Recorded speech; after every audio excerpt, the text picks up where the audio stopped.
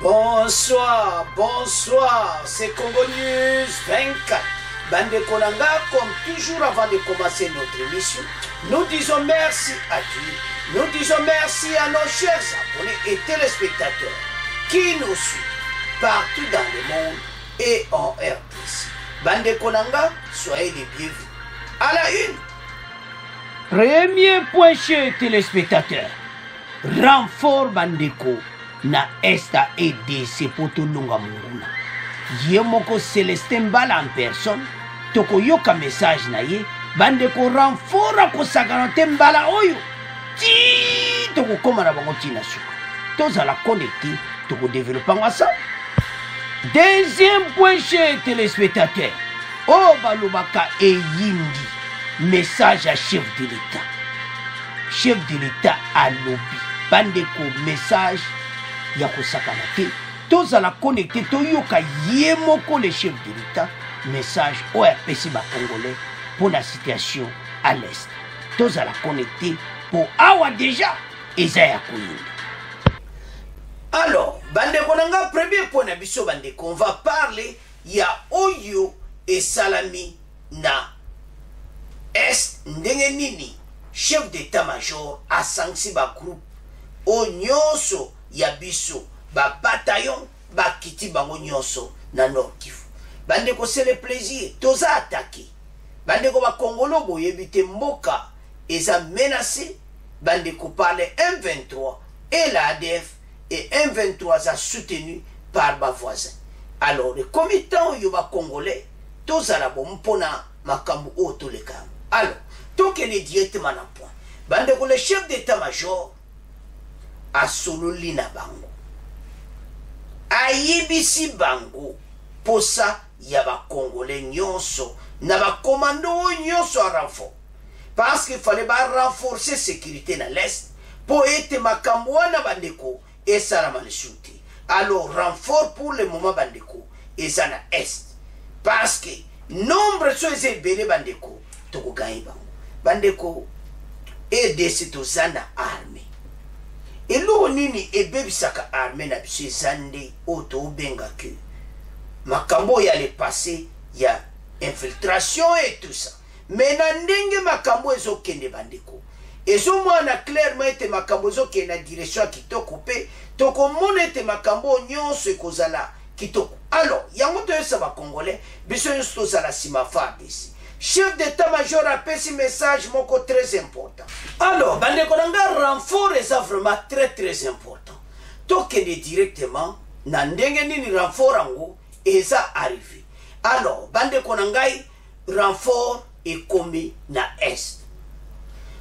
Le général Mbala Moussensi, devant ses braves militaires, de FARDC a remonté le moral près de tous les fronts pour défendre le pays qui fait face à une nouvelle agression imposée à l'Est par des rebelles M23 et l'armée rwandaise.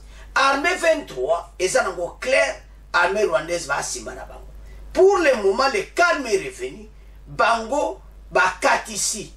Donc, bazo se préparer yango, chef d'état-major a comprendre les jeunes à bango. Alors, il faut renforcer l'équipement Mubimba, équipe Mubimba a renforcé, bakende kuna bandeko, pour basala musala. Alors, les forces de la RDC au front contre les rebelles du M23, soutenus par les Rwandais, les FARDC ont renforcé des troupes en hommes et en matériel. Venus de Lubumbashi au Haut-Katanga, commando du 211 bataillon de FARDC sont arrivés au Nord Kivu. Sur place, ils ont eu droit à une causerie morale avec le chef d'état-major, le général Celestin Bala Bandeko, qui séjourne à Goma pour coordonner et faire le suivi des opérations militaires. Bandeko, pour le moment, il est arrivé à Goma avec toute l'équipe major, état-major, pour Babanda Yango, Babanda Ndeni Bako se préparer pour la Kobunda na Munguna. Yango va se préparer pour Babunda na Munguna, Yango Moni, que bena bazana renfort bandeko nombre ya kosaka ngoti. Donc renfort chef d'état-major penza ayena renfort a kosaka nati. Pour nani parce que ntango ekoki monguna oyo bande kotala babanda kobinisa makambo banda kala koyaba koti bazongi ba ekomi tatolanda bango balobaka esi eyindi eza ya koyinda tokolanda bango tina nde bazokatisa frontiere bandeko baza na bango wana bamelami na kati ya parka virunga bamwaka kota zamba wana mais tokolanda bango parce que chef d'état major aza déterminé ayebisi force na biso boye ete pour l'intérêt de la nation ndenge boza wana RDC mobima baza nsima na bino balingi ete parce que mboka eza agressif batangi les deux ennemis ADF na M23 mais M23 wana toyebi te bo baza nsima na bango bandeko tozoya na deuxième partie le message à chef de l'état eza kosaka na moki wana deuxième point toni kobebisa point wana te alors bandeko chef d'état-major Célestin Mbala a lobby penza donc il a que sali esengo bandeko tango yoka message c'est du plaisir et ce moi clairement que de combo moko alors et comme temps oyo ba congolais totele matala fa descendre basangani alors l'état-major yango baye nango alors tolanda extrait oyo bon to continuer mission na biso.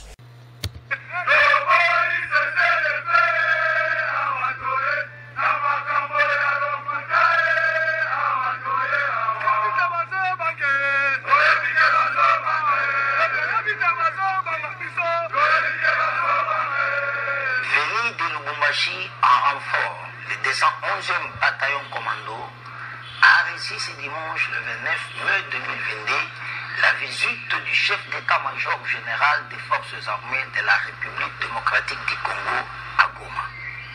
Le général d'armée Mbala Moussé Célestin a saisi cette opportunité pour galvaniser le moral des troupes des FARDC.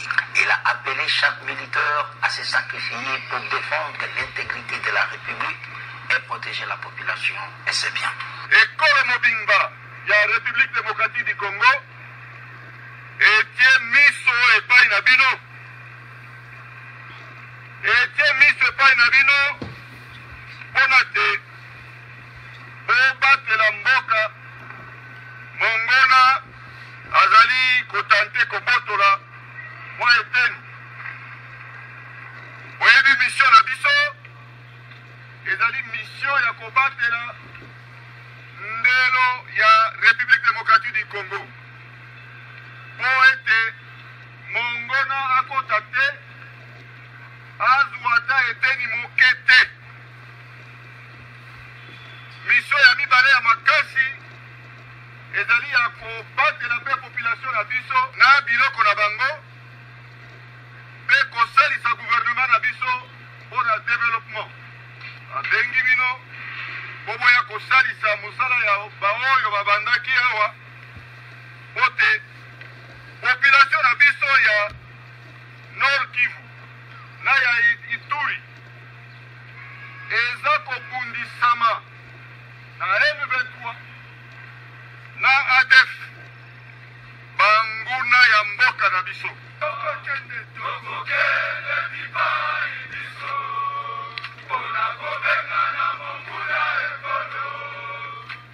Alors, bandeko nanga tolandi biso nyonso le chef d'état-major azaki clair le pays est attaqué tozala benemi mibale ADF na M23 M23 nde penza oyo bato baza nsima na ye bango nde bato baza kosala nyonso mais message eza clair ata centimètre moto millimètre moko ya territoire na biso bango bakozwa bandeko biso toyebi l'histoire barwandais babani makambo banda kala ekomi ta oyo bazodenonse bango bandeko mboka oyo toza nango mboka na biso ya RDC bavoisin baza koanvie yango no richesse tout oyo toza nango mais eloko nini epesaka mawa message epesami boye biso eloni tokosala soutenir le FARDC Mais pourquoi kozala naïf na likambo o etali ya mboka? Bandeko, tant to soutenir mboka tozana volonté wana. Nazana ngani muta IDPS?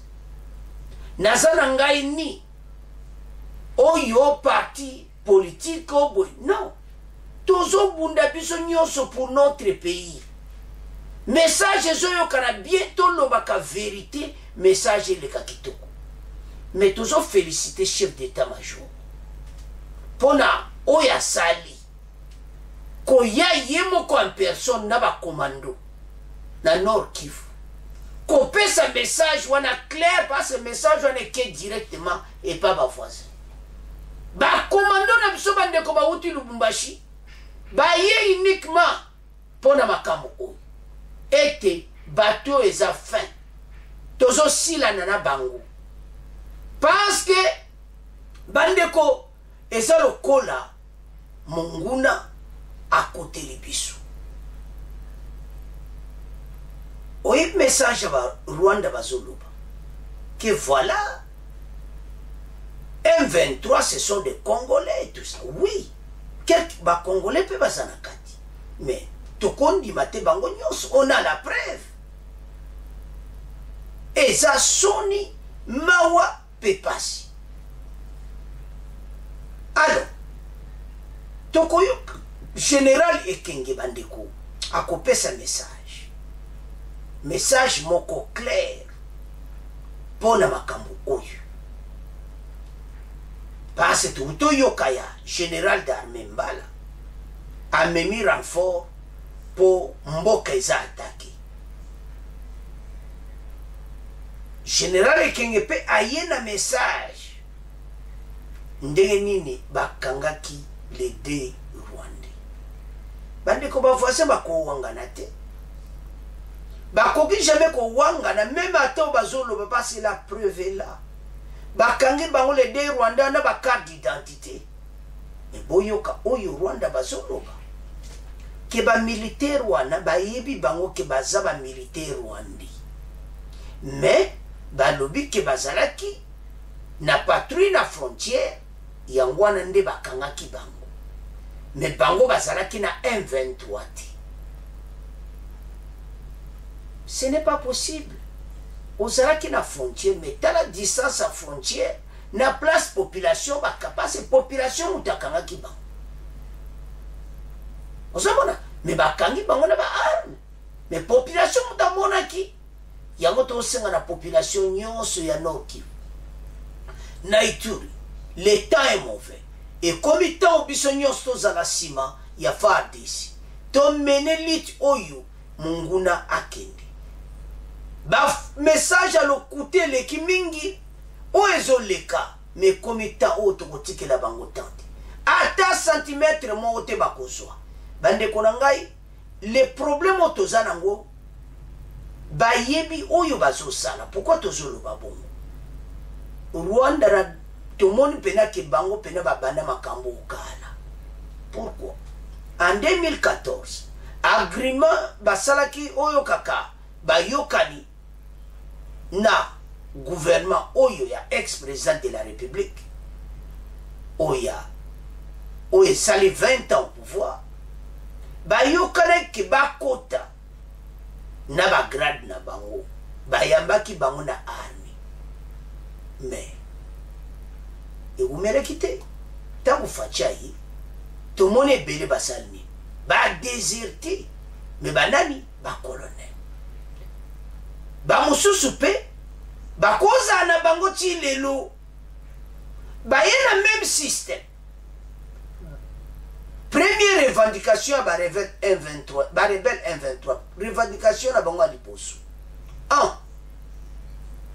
Ba zo bango na kati ya armée. Na ba grade na bango ba uti na ngona M23. Si vous comprenez le scénario, c'est clair. Revendication bango ba zo pesa ke ba kota na armée. Ah, revendication liposo ka ngona. Ba yebi.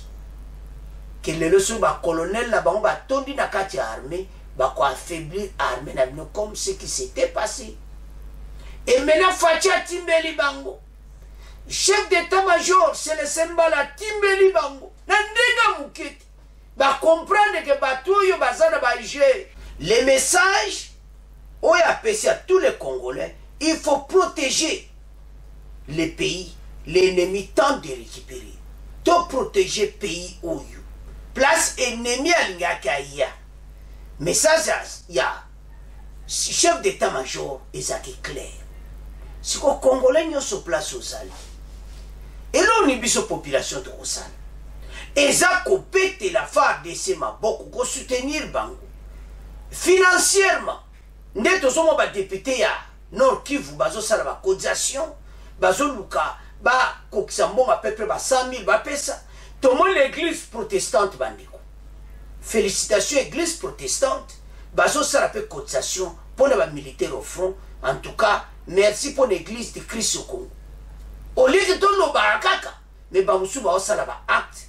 Église de Christ au Congo, ba sala cotisation pour na bandeko. Ya est. Et puis, les sous ba député, ya Nord Kivu, pe bazo sala ba cotisation. Bandeko, bango bazo il faut bazala mieux payer. Militaire à se sentir à l'aise, tant bazo bunda pona mboka. Makambo ekosila lelo lobité pourquoi? Parce que richesse tozala ngo misu no mweza nango. Tozala clair. Ba voisin eloko nini bazana ngo. Bazo tala mise par les surtout ça toujours na embouteillage, tous ça toujours na bitumba, bango baya, ba beni ba minéré, oh ba groupe armé moko e botami, groupe armé moko e bimi, bango ba sima, ba benda ba minéré. État de siège de makam. Et le bic abonné moko. État de siège de ekobeb ça tous les corps. Tous les corps e continent mai. État de siège e bebisi makambu nyonso. Yango zo mona batu mayele sili bango. Bazo nuka partout ba bien état de siège. Okebo état de siège. Oyebo état de siège. Et ça ya koinda. Et si indi moto epeli mayele sili bango. Alors, tous on a point à renfort. Renfort les vraiment kitoko. Le plus tozana nombre et plus toko longa monguna. Sikoyo waneza première partie ya point liboso, deuxième partie oyo message ya FARDC pona basoda mibale Rwanda bakangaki toyoka le général Ekenge bongo to continuer émission d'ambition. Nord Kivu, différence d'opinion depuis ce week-end entre l'armée congolaise et l'armée rwandaise. C'est autour des deux militaires rwandais arrêtés samedi dernier dans les territoires des Rutshuru. Dans son communiqué officiel samedi soir, le porte-parole du gouverneur du Nord Kivu précise que ces éléments avaient été arrêtés au niveau des Biruma, à 40 km au nord de Goma, territoire des Rutshuru. Le général Sylvain Ekenge présente ces faits comme une énième preuve de l'implication du Rwanda dans les attaques du M23. Il est ici dans ses propos recueillis par la presse du gouvernorat. Après le matériel militaire récupéré à Luanda, non loin de Kibumba, je présente à la population congolaise et à l'opinion internationale 2 militaires des forces spéciales rwandaises. Après avoir été mis en déroute par les FARDC à Rumangabo, ces 2 militaires qui appartiennent à une unité rwandaise ont été arrêtés le samedi 28 mai par notre population dans la localité des Biruma et ils portent leur tenue des forces spéciales rwandaises. Ces 2 militaires sont porteurs d'une lance-roquette RPG 7 et d'une arme AK-36. Le premier militaire s'appelle le caporal Nkunda Bangezi Élysée. Il est là. Il est avec le soldat de première classe Minoire Gadi. Caporal Nkunda Bangezi est porteur de 2 cartes, la carte d'identité de leur pays. Il a également fait partie de la mission des Nations Unies au Sud-Soudan. Pour sa part. Alors, bande konanga tolandi bisonyo sur le général Ekenge. Azaki clair. Alobiango na communauté internationale nyonso parce que des preuves tangibles. Bakangi les 2 soldats rwandais. Population yemoka Rumangabo bamoni bango. Population a signalé. Bakangi bango. Bakuti bango. Bandeko bazana ba arme na biloko ebele ya malamu tende tolandi biso nyonso. Alors population bo continue kosala mosala ndenge wana. FARDC atie bango maboko, bazana maboko a FARDC. Et maintenant Rwanda azo wangana ni wane saba preuve bandiko pako wangana nini na ba carte d'identité mais ba pesi ba version onde totolo ba na première partie na ba version na bango oyo ba moni. Alors situation bandiko autozanango population a continué parce que peut-être basé belé basé par pied basé débandade parce que fa déjà beta ki ba biloko na ndenga mukete. Maintenant ba voisin ba wangani yango mais ba yeba ete biso zana ba preuve dona bango penda na yebite ndeni masole kokosa yango ba konko senga tito sala mire entre les deux pays. Bande ko trop c'est trop. Bato yo ba yebi pourquoi ba ya ko sala ba mouvement wana. Mais bazo yo ba te que FARDC sazo s'organiser très bien pour le moment. FARDC wa lelo za FARDC oyo ya kalate oya 2014 oyo bango ba monelaki baji batu ba rebelle M23 ba kota mais ambaloti soki gouvernement kondi ba kota na DDRC mais gouvernement ba lobe akuma dju bango ne ba groupe terroriste. Il faut que si la nana bango to mo benga ba mbanguna nde bazawana bazabanguna alors est impossible ya kokena bango masole zosila alors bandiko nanga ezamba biso nyonso to yoki message sikoyo bozomona teke ba preva boyi mais bango azo continuer ko wangana et ça continue toujours. Alors tant bango azo continuer ka ko wangana ba yibyo bazo bata masima makambo wana bazo continuer nango ezo sala mpasi pe mawa mais l'autre oyebisa bandeko ezabo situation oyo biso armée tozo bongama très bien.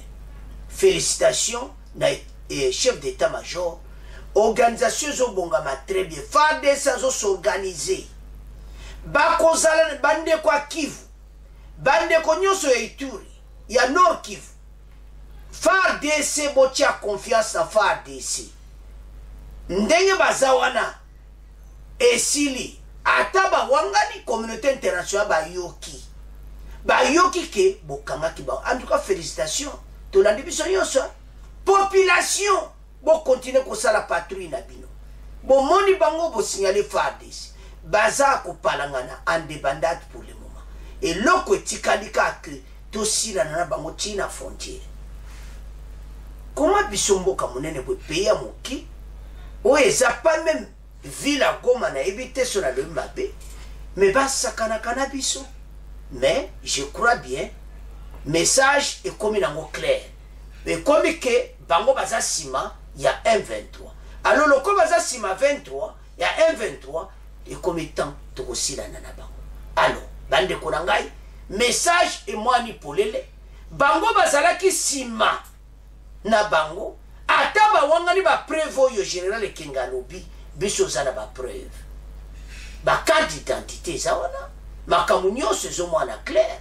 Alors ndenge bazawana ata ba pesi ba raison na bango ata ba wangani communauté internationale bayibi bandeko batu oyo neli makambo elikaki na Union africaine.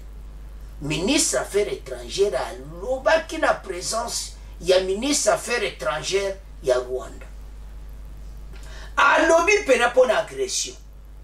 Ministre affaires étrangères à Rwanda pe alobi ke eza nango bamoni ke preuve ezati pona bango basudana bango bayebi bango mais bazoloba même langage. Ambassadeur na bango azaki convoqué bazaka kowangana mais biso sikoto se préparer to bon ça mais tito ko tiami. Alors c'est à ce point to komo tika premier point to komo kena deuxième point. Alors, bandeko nga tokomo kene na message maintenant. Oyo bandeko, message ya chef de l'État. Le président de la République bandeko apesi message na ye. Ba Congolais nyonso tozala bomoko. Tozala inu pona intérêt ya mboka. Partout place ozali. Message to lancé na ba parti politique eza message à chef de l'État. Batangi batu nyonso. RDC mobimba tozala bomoko. Botia nan mopanzi nan makambo ba élection parce que moni kaka élection chef de l'État lobby tozala biso nyonso bomoko ensemble pour l'intérêt ya mboka. Bandeko message est vraiment clair et pour l'intérêt de la nation biso nyonso tozala bomoko tolinga mboka na biso parce que banguna bakoteli biso. Le président de la République a lobby boy. Message oyo bandeko le chef de l'État lobby pona biso nyonso toke ensemble totanga na tango tozo landa yango parce que tokomaka toujours totiaka ngo po biso nyonso totanga message oyo chef de l'État apesi po banguna oyo bandeko oyo nyonso ba se préparer ba comme na problème mais biso zo senga limité pona ko gagner bango. Le message du chef de l'État. Le président congolais Félix Tshisekedi Tshilombo a invité la population congolaise à se mobiliser et signifier pour soutenir les forces armées de la République démocratique du Congo dans une situation qui nous impose des défis existentiels. C'est au cours de la 55e réunion du Conseil des ministres tenue ce vendredi 29 mai 2022 par visioconférence. Face à cette situation qui nous impose des défis existentiels, le président de la République, le chef de l'État, a appelé à mobiliser les Congolaises et Congolais à l'unité. Bandeko, président a sengi unité. A cela, le ministre, le conseil des ministres, a sengi l'unité. Et tozala bomoko. Par rapport à l'évolution de la situation sécuritaire dans l'Est de la RDC, le chef de l'État Félix Tshisekedi a rappelé son engagement. Selon le porte-parole du gouvernement Patrick Muyaya, a été plusieurs fois exprimé celui de ramener la paix et la sécurité à l'Est. A lobby engagement na yé échangé te. Position na yé échangé te. Kimia et Yana Est. Na sitozo tangango ensemble. C'est dans ce cadre qu'il faut placer notamment sa décision de proclamer l'état de siège dans les provinces de l'Ituri et du Nord Kivu et récemment l'appel lancé aux groupes armés locaux à s'engager inconditionnellement au processus de paix, renforcer la lutte armée et revenir dans le rang des Congolaises et Congolais dans ces citoyennetés, a expliqué le président de la République. Alors, bande konanga wane zalaki message ya chef de l'État ndenge totangi yango ensemble. Fachi alobito zala bomoko. Ba oyo nyonso ezala oza na opposition. Ezala oza donc tosangana biso nyonso derrière FARDC. Bande ko momoto komi nango message yina tamoko oyo biso nyonso parce que pelé tozalaki agité awa. L'Est est attaqué. FARDC asali musala oya libusu. Oya mibale zo senga biso nyonso ba Congolais tozala sima FARDC. Bendele ekweyati. O balobaka ya koyinde si yindaki déjà na Est. Mais FARDC ayindisi pe calme et koti. Yango chef de l'État lobiboui. Congolais na kwa RDC. Bande kwa Nord Kivu sobo ulanda biso. Bande kwa nyonso Ituri. Ta oye komito za la bomoko. Ini sima ya FARDC bandeko kozala sima armée maloba na yo bandeko ekopesa bango force tolandaki message moko ba gouverneur militaire apesaki ete bana mboka biso nyonso to soutenir to yeba o tozoloba parce que maloa mosusu oyo zoloba mena réseaux sociaux ozoyeba te kozo décourager armée na biso na front tolo maloba moko positif pona bandeko wana esala anga mawa omona bandeko ebele azokoka te kosipote mboka na ye bandeko le patriotisme mboka na yo il faut biso nyonso tozala sima ya FARDC na moma oyo ekomi ta oyo makambo ya élection totiango na mopanzi soko lobi boye ebele baza dia contre élection na 2023 tokenango na badésordre. Vous croyez que ceux qui désordre leki makasi est wana bako voter? Non. Et comme étant oyo totika nanu makambo ko wele la élection totala makambo ya est message lobby ebele fatia ko toucher nyonso te tozala bomoko totala citation oyo tozana yango totia yango wana hermo aujourd'hui temps totia ka message wana po ozo atana téléphone ofungolo tanga ba message wana très bien peut-être on na zoloba awa oh wana le yoko tanga o comprendre encore mieux volonté à chef de l'État azana posa était kimia ekota dans l'étendue de la République démocratique du Congo. Patrick Mouyaya ya koloba déjà yango tolanda ki compte rendu ya conseil des ministres. Lelo message ezabui place aux alliés na coin ya EDC tellement de soutenir mboka ezalozana na parti wana mususu ezalozana parti nini awa makambo ba parti ezati na makambo ya est tomilongola bandeko tango totelema kawa na mone bela yazo supporter mingi aoloba mingi pour me bandeko oyo eza mboka na biso de père et de mère eza makambo te tokende gauche à droite bandeko tozosenga na bakongole tolamuka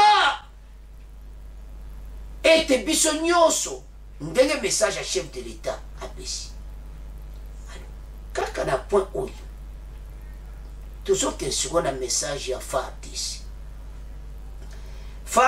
alobi ke bandeko le calme est revenu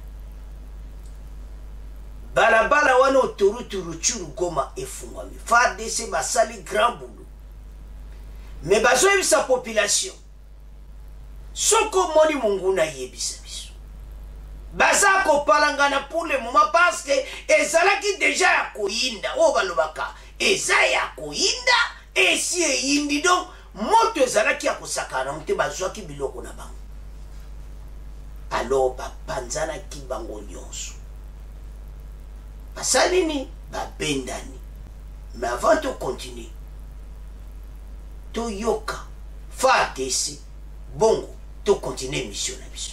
Bonjour. Au Nord Kivu, le calme s'est rétabli depuis ce week-end dans les zones de combat dans les territoires de Rutshuru et de Nyiragongo. Les rebelles du M23 qui étaient à Kibumba, territoire de Nyiragongo, de même ceux qui étaient dans la zone de Kinombe, territoire de Rutshuru, se sont tous repliés vers la frontière avec le Rwanda ou dans le parc, indiquent nos sources. Du coup, la route nationale numéro 2 est à nouveau praticable au niveau de Kibumba. Bernard Yanki. Après le retrait sans combat des rebelles du M23 de tous les villages autour de Kibumba, territoire de Nyiragongo, entre 2h et 6h du matin hier dimanche, les patrouilles FARDC ont repris le contrôle total de cette zone, ce qui a permis la réouverture de la route nationale numéro 2 après près de 5 jours de fermeture. C'est comme le dit ici le lieutenant-colonel Guillaume Njike Kaiko, porte-parole du secteur opérationnel Sokola 2. L'ennemi est venu du Rwanda pour venir attaquer nos positions et ils ont du coup couper le trafic sur cet axe d'intérêt national. Et aujourd'hui, les forces armées viennent de réouvrir cet axe. Il y a deux patrouilles de Kebab, une qui est partie de Goma vers Fafenden sous l'inspection du général des brigades Chikuchitambo et une autre qui est partie de Rutshuru jusqu'à cette place sous l'inspection du général-major Chirimwa, militaire de commandant senior opérationnel. Selon la société civile du territoire de Nyiragongo, après la reconquête depuis ce dimanche de tous les villages de cette entité, quelques habitants commencent à retourner. Même chose dans le territoire voisin de Rutshuru, où les habitants ayant fui les dernières attaques des rebelles du 23 dans le groupement Rougari et Gisigari retournent déjà dans leur village. Goma, Bernardin Yangi Radio. Alors, bande kotolandi FARDC wana.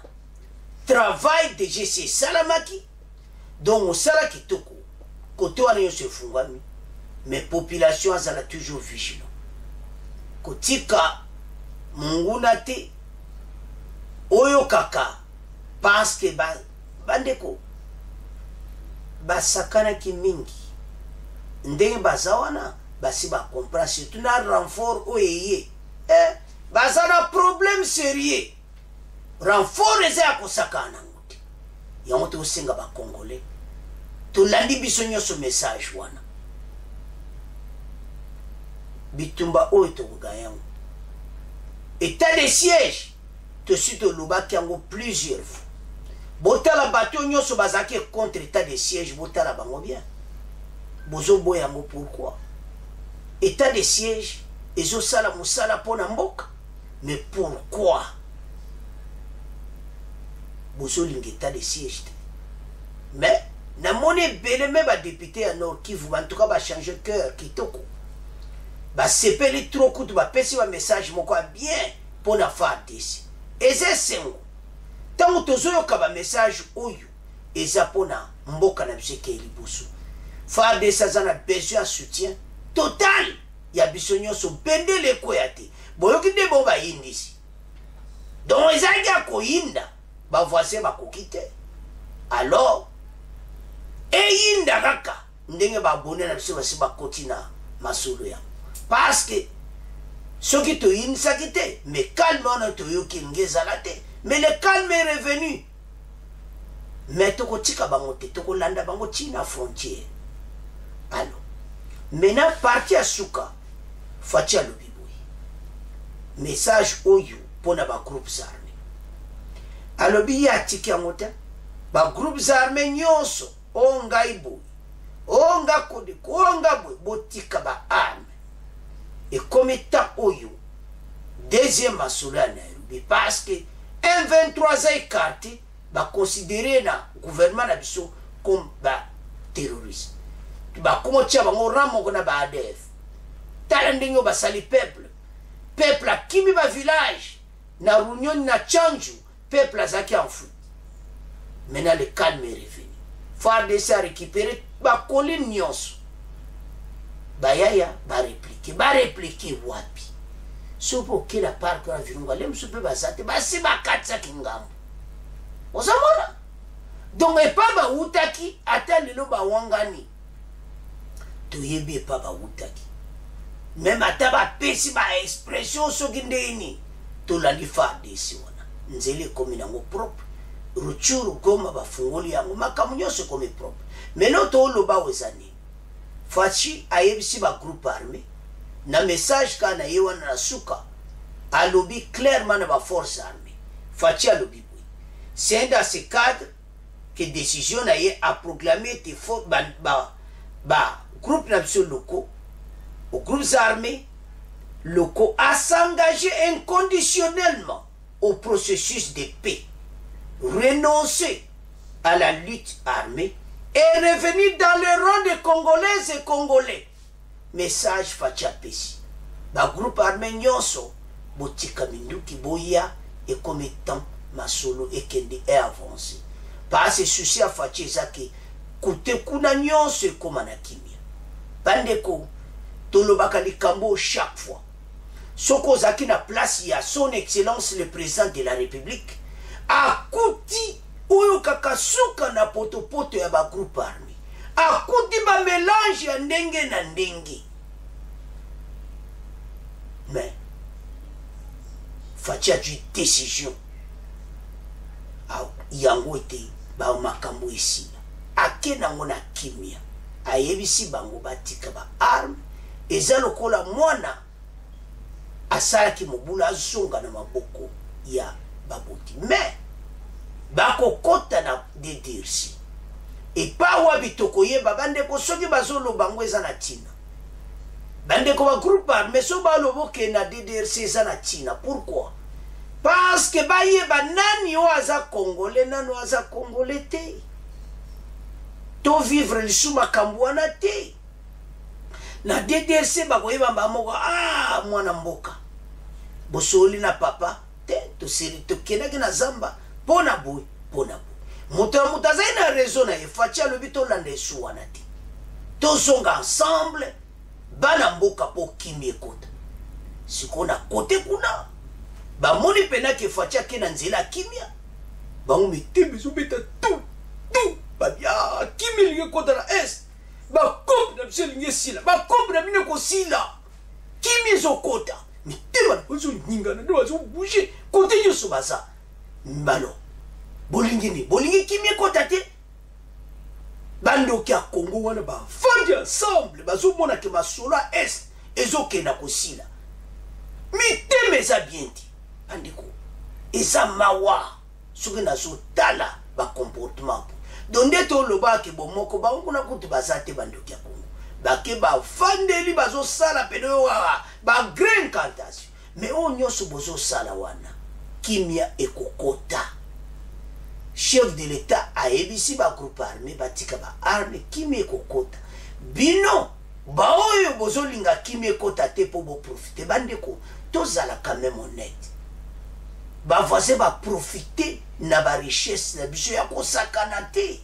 bongo kimia ekota te bango mpe bakoma mpiaka te tozawa so kimia ekoti bapays mosusu na oyo na nyonso baosala bakokota grand mpiaka yango ozomona bazokota na kati ya bagroupe ba M23 balimi soki kopo ekufi biso atokosala me bakope na mine kokufa boza koenrichir entre temps peuple congolais azosouffrir mais tozokoma na suka balobi soki moto emoni ke oyo kalokite bani kokita makasi oyo ke komi ya koyinda na suka nango kimia ekomaka sikoyo toke na kimia masolo kitoko na ya Nairobi deuxième partie alors faci na équipe mobimba balobi botika baarme tozongana boya ete ekomi temps totonga RDC mboka oyo ekende liboso alors bandeko na ngai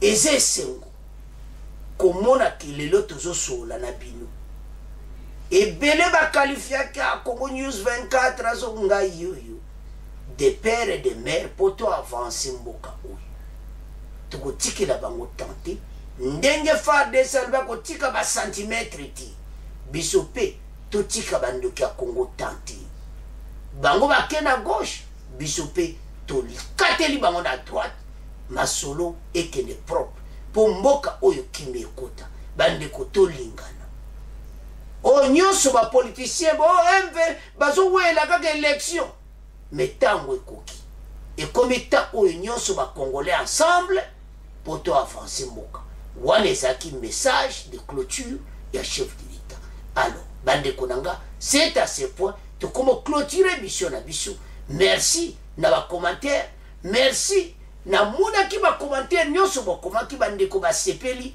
ete naleka bandeko eza na ta mosusu mpe na koleka na nga live te mosusu mpe eubana ozala bamélange bajour mosusu esengi toleka boye tokoleka mais toza toujours ensemble mais na kosala nyonso mpo baabone balobi kozala nsima kamera te yo ozoloba makambo ya kitoko yaka tomonana tokomonana na kozala wana na bana komonana mingi mpo baabone basengi ete namonanaka alors bandeko na nga c'est à ce point tokoma clôturer mission na biso bo abonner massivement au revoir à la prochaine.